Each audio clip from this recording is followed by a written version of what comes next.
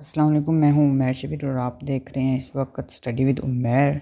तो आज हम कवर करेंगे द सैंडबॉक्स बाय एडवर्ड अल्बी। ठीक है, तो एडवर्ड अल्बी जो हैं वो सैंडबॉक्स के राइटर हैं। उनका ये द सैंडबॉक्स प्ले उनको लिंक्ड है उनके एक बड़े प्ले द अमेरिकन ड्रीम के साथ। वो प्ले इन्होंने अपने अर्ली कैरियर के दौरान लिखा था। सैंडबॉक्स के लिए उन्होंने अपने लॉन्ग ऐसे से करैक्टर को उठाया और 14 मिनट का एक absurd प्ले बना दिया जो कि डेथ एंड ग्रीफ पर बेस करता है। एडवर्ड अल्बी ने सैंडबॉक्स को अपनी ग्रैंड मदर से डेडिकेट किया है जो कि उनकी ज़िंदगी की बाअसर शख्सियात में से एक थी। ठीक है, लाइक एज ग्रैंडमा इन सैंडबॉक्स। ये एक absurd प्ले है।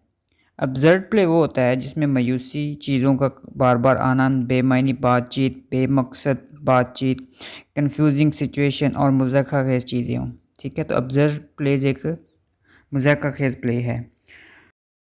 तो सैंडबॉक्स 14 मिनट्स का वन एक्ट प्ले है। ठीक है, तो अगर हम इसके थीम देखें, theme of the play life and death and human nature. It is a gap between two generation create misunderstanding about death. ठीक है, जो आजकल के लोग हैं वो मौत को किस तरह देखते हैं और जो पहले तरफ के लोग थे वो किस तरह इसको महसूस करते थे। ठीक है, तो ये इसके थीम हैं लाइफ एंड डेथ। और नंबर 2 ह्यूमन नेचर जो है वो कैसे रैपिडली चेंज हो जाती है। ठीक है, तो उसके बारे में है। इस प्ले की सेटिंग जो है वो एक बीच की है। मम्मी एक म्यूजिशियन को अपने साथ लाती है और फिर वो ग्रैंडमा को लाते हैं। ठीक है, और ग्रैंडमा जो होती है वो बच्चों की तरह एक्ट कर रही होती है। ठीक है, बहुत नॉटी सा, बहुत अजीब सा। अब हम बढ़ते हैं करैक्टर एनालिसिस की तरफ। ठीक है, इस ड्रामा की जो प्रोटैगनिस्ट, ठीक है, जो मेन करैक्टर है वो ग्रैंडमा है। वो 86 ईयर ओल्ड हैं। ग्रैंडमा बैक वक्त होशियार और बच्ची जैसा रवैया रखती है जो कि अपनी बेटी के पास रहती है। वो देहाती ज़िंदगी को रिप्रेजेंट कर रही होती है और शहर आने से पहले अपनी बेटी को खेतों में पालती है। प्ले के दौरान वो अपने ऑडियंस के साथ पुरअतमाद लहजे में बात करती है। उसके अल्फाज तंजिया और पुरअसर होते हैं। ठीक है, और नंबर 2 जो करैक्टर है वो है मोमी का। ठीक है, ग्रैंडमा की 55 साल बेटी है। वो इस प्ले में डोमिनेंट नज़र आती है, यानी कि सब पे भारी। वो अपने आसपास के लोगों को बहुत कम इज़्ज़त देती है, हालांकि इंक्लूडिंग हर ओन मदर। और इस प्ले के दौरान वो बेहिसी का मुजाहरा करती है। वो ये शो एंड पे करवाती है कि अपनी माँ की मौत पर दुख है उसे और अपनी माँ की अच्छी देखभाल की है। उसकी अपनी माँ की मौत के बाद वो ये शो कराती है और माँ की मौत के बाद वो थोड़ा सा दुख का इज़हार करती है लेकिन फिर जल्दी मूव ऑन कर जाती है। उसके बाद जो थर्ड करैक्टर हैं वो हैं डैडी। डैडी जो हैं वो थर्ड करैक्टर हैं। एडवर्ड अल्बी ने अपने प्ले में कोई प्रॉपर नाम नहीं दिया किसी भी करैक्टर को, बल्कि उनके काम के हिसाब से, उनके अमल के लिहाज से उनको नाम दे दिया, जैसे मम्मी, डैडी, ग्रैंडमा, म्यूजिशियन और द यंग मैन। ठीक है, तो ये 5 करैक्टर उसने अपने प्ले में डिस्क्राइब किए हैं। तो हम थर्ड करैक्टर देख रहे हैं डैडी। ये 60 साल का मम्मी का अमीर शौहर है। ठीक है, ये 60 साल का, बूढ़ा नहीं कह सकते लेकिन एजिड है। ठीक है, 60 साल का इंसान है, अमीर तरीन शख्स है। ठीक है, और मोमी का शौहर है। मोमी जो भी से कहती है, जो भी डिमांड करती है वो पूरी करता है और उसके कामों में रोक टोक नहीं कर सकता और ना करता है। उसकी अपनी कोई राय नहीं होती, जैसे बस मोमी कह दे वो उसके पीछे पीछे लग जाता है। तो आप समझ रहे हैं, मतलब पाकिस्तानी सोसाइटी में अगर इसको देखा जाए तो हम इसको किस तरह इस रवैये को ले सकते हैं। मैं नाम नहीं लेता लेकिन आप समझ सकते हैं। तो डैडी का करैक्टर आपको समझ आ गया होगा। उसके बाद जो करैक्टर है वो है द यंग मैन। ठीक है, एक खूबसूरत और अजनबी आदमी जो कि एक्सरसाइज कर रहा होता है जब ये फैमिली एंटर होती है। तो सैंड बॉक्स जो वो डब्बा होता है जिसके अंदर वो बाद में ग्रैंडमा को लिटाते हैं। ठीक है, उसके पीछे ये बंदा एक्सरसाइज कर रहा होता है। बाद में इंकशाफ होता है कि वो दरअसल मौत का फरिश्ता है। ठीक है, और ग्रैंडमा को ले जाने आया है, लेकिन ग्रैंडमा उसको जानती, किस तरह जानती है, एज आ एक्टर, कि वो जनूबी कैलिफोर्निया से तल्लक रखते हैं और फिल्मों में आने का ख्वाब देखते हैं। अगरचे वो बहुत ज़्यादा अट्रैक्टिव हैं लेकिन इसके पास फिल्मों में आने के लिए टैलेंट नहीं होता। उसके बाद 5वां और आखिरी कैरेक्टर जो है वो म्यूजिशियन है। ठीक है। ये एक बेनाम करैक्टर है, ठीक है, जो कि प्ले के दौरान बोलता नहीं है। म्यूजिशियन जो है बीच पे फैमिली को ज्वाइन करता है और जब उसे कहा जाता है कि म्यूज़िक प्ले करे वो काट देता है। अगरचा पता नहीं कि वो म्यूज़िक किस टाइप का होता है, लेकिन वो म्यूज़िक प्ले करता है, जो भी होता है, जैसा भी होता है। अब हम बढ़ते हैं इस प्ले की समरी की तरफ, ठीक है। तो समरी स्टार्ट होती है जब जहाँ से प्ले स्टार्ट होता है कि स्टेज को दिन की रोशनी में जो प्ले होता है ना, उसके लिए एक स्टेज सजाया जाता है जहाँ पे उसके सामने ऑडियंस बैठी है, पीछे प्ले परफॉर्म किया जाता है, ठीक है। तो स्टेज को दिन की रोशनी में बीच पे तरतीब दिया गया है, ठीक है। साहिल समुंदर दिखाया गया है, उसके सामने उस पे जो है स्टेज को तरतीब दिया गया है, सामने ऑडियंस बैठी है, ठीक है। एक नौजवान आदमी को देखा गया है जो कि एक्सरसाइज कर रहा होता है सैंड बॉक्स के बिल्कुल पीछे। मम्मी एंड डैडी दाखिल होते हैं। डैडी कहते हैं कि इन्हें कोल्ड महसूस हो रहा है, यानी सर्दी महसूस हो रही है, लेकिन मम्मी जो है वो उसकी बरक्स कहती हैं कि टोस्ट की गर्मी की तरह वो गर्म है वो इलाका। वो जगह ढूंढते हैं जहाँ ग्रैंड माँ को लिटाया जाए। मम्मी डैडी से उसकी राय पूछती है, लेकिन उसकी अपनी कोई राय नहीं होती। एक म्यूजिशियन स्टेज पे आता है और मम्मी उसे म्यूज़िक प्ले करने को बोलती है। फिर ये पेड़ जो होता है वो ग्रैंडमा को लाते हैं, जो कि डरी हुई है, सहमी हुई है एक छोटी बच्ची की तरह, और उसको साउंड बॉक्स में लिटा देते हैं। उसके बाद मम्मी एंड डैडी स्टेज के सामने कुर्सियों पर बैठ जाते हैं और मम्मी कुछ रेत सैंड बॉक्स के अंदर फेंकती है, ठीक है। और ग्रैंडमा अपनी ऑडियंस को अपनी तरफ मुतवज्जह करते हुए कहते हैं कि वो 86 साल की हैं और उन्होंने 17 साल की उम्र में एक किसान से शादी की और 30 साल की उम्र में अपने शौहर की वफ़ात के बाद अपनी ज़िंदगी को मम्मी की परवरिश के लिए वक़्फ़ कर दिया।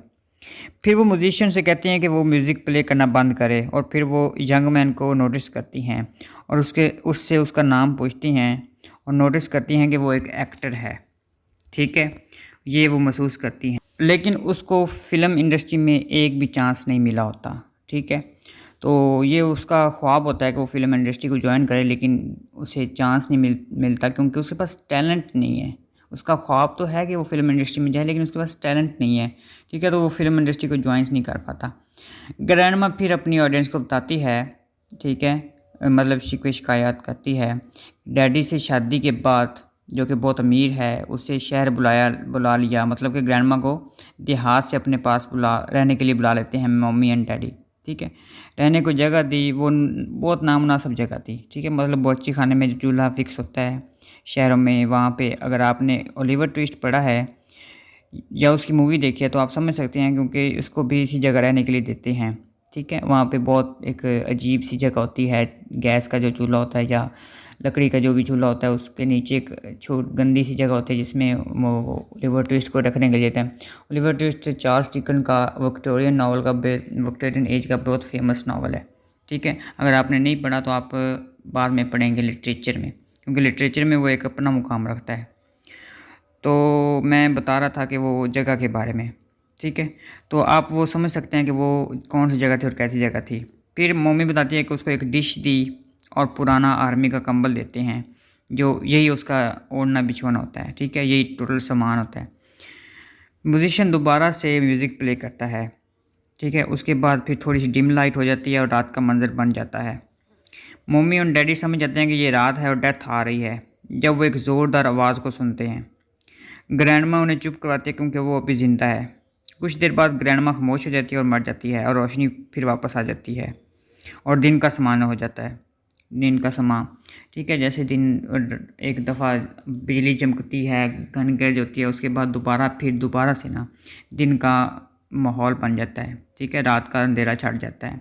तो रात को यहाँ पे जो है वो मौत से तशबीह दी गई है, ठीक है, कि जो रात है वो जो अंधेरा है वो मौत है और दिन जो है वो रोशनी और ज़िंदगी है।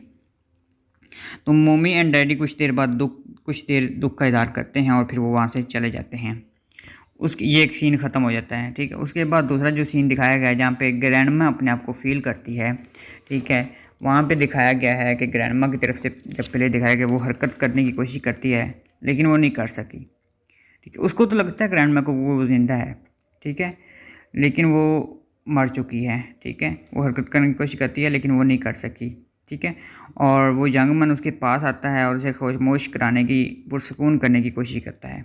वो बोलती रहती है और वो उसे कहता है कि उसके पास कहने को कुछ है। वो उसे बोलने देती है। वो कहता है कि वो एंजल ऑफ डेथ है, ठीक है, मौत का फरिश्ता। और फिर वो उसकी पेशानी पे बोसा देता है। वो उसे कहती है कि जिस तरह उसे बताया है वो तरीका, यानी कि वो अपने बात को उसने बयान किया है, वो बहुत अच्छा है। ठीक है, क्योंकि ग्रैंडमा के साथ कभी भी किसी ने इतने प्यार से, इतने पुरसुकून अंदाज से बात नहीं की। ठीक है, मम्मी का और डैडी का रवैया उसके साथ बहुत अच्छा नहीं था। अलबत्ता डैडी का रवैया कुछ अच्छा था, लेकिन मम्मी की वजह से डैडी भी उसके साथ वैसे ही रहता था। उसको अच्छा सलूक, उसके साथ बर्ताव अच्छा नहीं था। तो ये पहली दफ़ा किसी इंसान ने उसके साथ इस तरह रवैया रखा था, तो उसको वो अच्छा लग रहा था। तो वो कहती है कि जो रवैया तुम्हारा है वो बहुत अच्छा है और ये उसकी एक अच्छी खूबी है। ठीक है, तो इस बात पे वो कहती है कि यंग मैन जो है वो काबिल तारीफ़ है। म्यूज़िशियन जो है वो म्यूज़िक प्ले करता है और यहाँ पे जो प्ले है वो ख़त्म हो जाता है, पर्दे गिरते हैं। ठीक है, तो ये था हमारा एक absurd play the sandbox written by Edward Albee. तो एक जनरल क्वेश्चन है, जो एक क्वेश्चन बनता है इस पे अब्सर्ड प्ले यानी कि सैंडबॉक्स के बारे में, कि इसको मॉडर्न सोसाइटी के साथ रिलेट किया जाए। तो हम जब देखते हैं कि इसको मॉडर्न सोसाइटी के साथ रिलेट करते हैं, तो कहानी में जैसे दिखाया गया है कि उनका बर्ताव जो है वो कोल्ड रिलेशन होता है विद देयर ग्रैंडमा के साथ, और जिस तरह वो उसकी रिस्पेक्ट करते हैं। ठीक है, हम देखते हैं। ठीक है, ठीक है, तो हम देखते हैं कि ख़ानदानी इक़्तिदार से ज़्यादा पैसा जो है आज के माशरे में आम है। ये कहानी रियलिटी को रिफ्लेक्ट करती है।